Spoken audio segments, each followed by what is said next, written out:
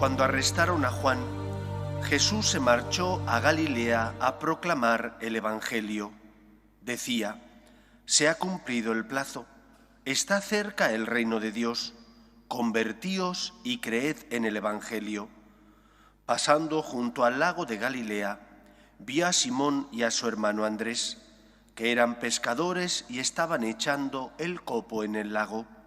Jesús les dijo: venid conmigo y os haré pescadores de hombres. Inmediatamente dejaron las redes y lo siguieron. Un poco más adelante vio a Santiago, hijo de Zebedeo, y a su hermano Juan, que estaban en la barca repasando las redes. Los llamó, dejaron a su padre Zebedeo en la barca con los jornaleros y se marcharon con él. Palabra del Señor.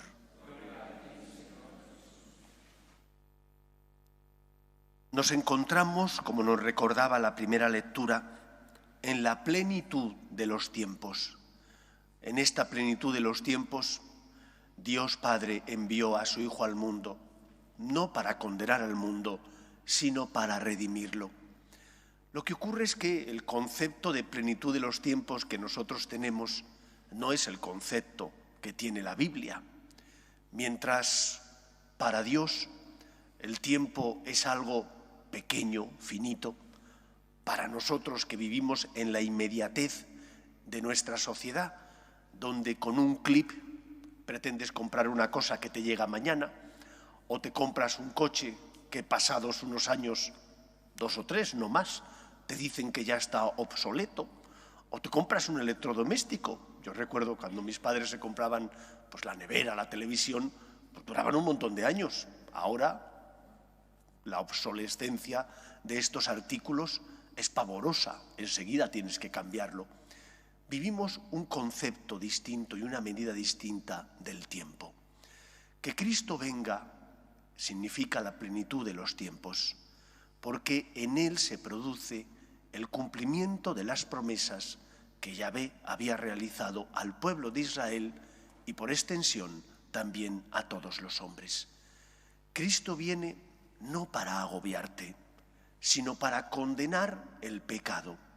Cristo viene para liberarte del mal y por lo tanto tenemos que vivir no con angustia la venida de Cristo, sino al contrario, como un acto liberador de Dios que viene a despojarte de aquello que te esclaviza, que viene a decirte que no estás solo, que su amor no está condicionado a tu respuesta, sino que es un amor gratuito, inmerecido, y que donde abundó el pecado, sobreabundó la misericordia divina. Viene a decirte no estás solo, viene a decirte el pecado no te va a esclavizar de por vida, eso sí, si me abres las puertas de tu corazón.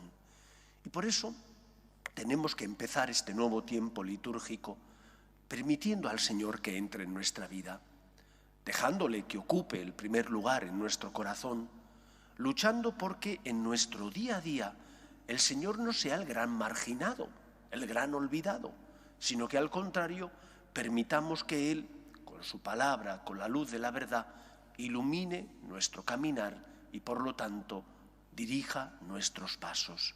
Esa es la primera enseñanza de este nuevo tiempo litúrgico que empezamos, donde conmemoramos que Cristo ha venido en la plenitud de los tiempos. Permitir a Dios que sane y cure nuestras heridas, viviéndolo no con agobio, sino de forma realista, intentando corresponder a Dios. En segundo lugar, creo que no se puede entender la acción de Cristo en la plenitud de los tiempos sin tener en cuenta también a otro personaje de esta historia, que es el demonio. Ya no se habla de él, pero sin él no podemos entender nuestra vida, porque está marcada, desgraciadamente, por el pecado de desobediencia de nuestros primeros padres.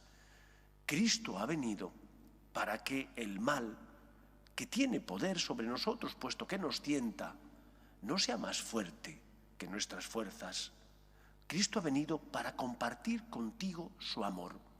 Y por lo tanto, en esta ecuación tenemos que tener en cuenta que el demonio no es Dios, ni sabe lo que va a ocurrir ni tiene poder sobre las criaturas. Nos tienta, nos intenta seducir, pero no es el Señor. Y por lo tanto, Él es el que fue vencido en la cruz. Él es el que, gracias a la encarnación, muerte y resurrección de Cristo, ha sido sujetado y esclavizado. Era el que esclavizaba y ahora es el que está esclavo. Porque Cristo y sus méritos son los que han logrado retener al demonio de forma que ya no tiene la última palabra en nuestra vida. En la noche de la muerte de Cristo, el demonio pensó que había triunfado. En el día de la resurrección de Cristo, el demonio se dio cuenta de que había sido vencido. Y esta es nuestra esperanza. Nosotros vivimos poniendo en Dios nuestra esperanza y sabiendo que el demonio ha sido sujetado y que por lo tanto el poder del mal no es más fuerte que la gracia y el poder de Dios.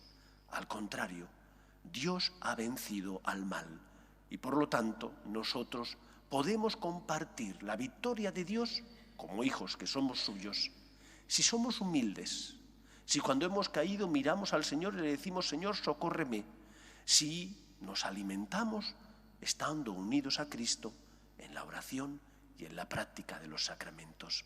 Pues que sea así en nuestra vida. Vivamos intensamente el amor a Dios, correspondamos con todas nuestras fuerzas a la llamada del Padre y a la vez confiemos en aquel que se hizo pecado para crucificar en la cruz a Satanás, a aquel que nos tienta y que hasta que Cristo vino y nos redimió tenía poder sobre nosotros. Que el Señor nos ayude a tener esperanza y a poner en Él nuestra esperanza. Nos ponemos en pie.